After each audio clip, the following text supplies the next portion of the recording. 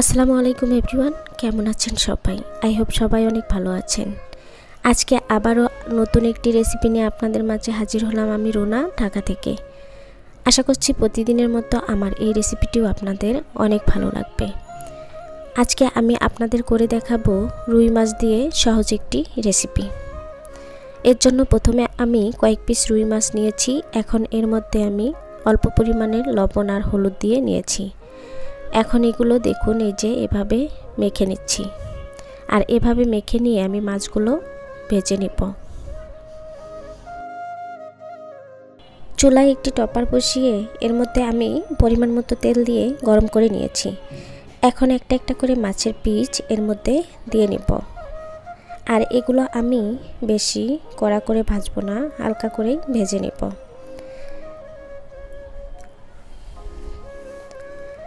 মাছগুলো আমার এক পাশে হয়ে গিয়েছে, এখন উল্টিয়ে দিয়ে অন্য পাশে ভেজে নেব। আর যে কোনো মাছ বা মাংস বা সবজি একটু সময় নিয়ে যত্ন সহকারে যদি রান্না করা যায় তাহলে কিন্তু খেতে অনেক ভালো লাগে। আর তাড়াহুড়া করে যে কোনো জিনিস রান্না করলে কিন্তু খেতে ভালো লাগে না।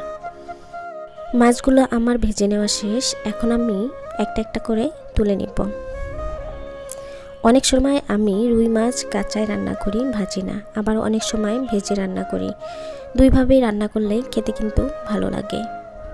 মাছগুলো আমি তুলে নিয়েছি। এখন কুচিয়ে রাখা কাঁচা মরিচ আর পেঁয়াজ যেই টপারে মাছগুলো ভেজে নিয়েছি সেই টপারের মধ্যে দিয়ে দিব।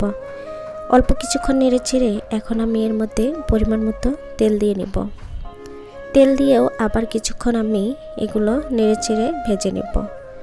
এরপর আমি এখানে অল্প পরিমাণের পানি দিয়ে নিব।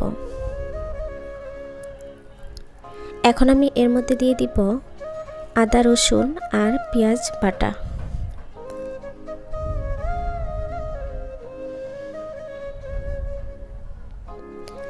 দিয়ে দিব অল্প পরিমাণের মরিচের গুঁড়া,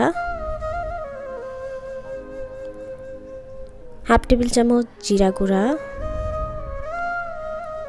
হাফ টেবিল চামচ হলুদের গুঁড়া, হাফ টেবিল চামচ ধনিয়া গুঁড়া আর পরিমাণ মতো লবণ এর মধ্যে দিয়ে নিব।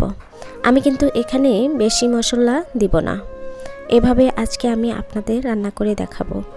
আর এই মাছের বোনাটা যে এতটা মজা হয়েছিল, আমি কিন্তু খাওয়ার পরেই ভিডিওটিতে ভয়েস দিচ্ছি। এভাবে একদিন হলেও বাসায় ট্রাই করবেন, দেখবেন খেতে কিন্তু অনেক ভালো লাগবে।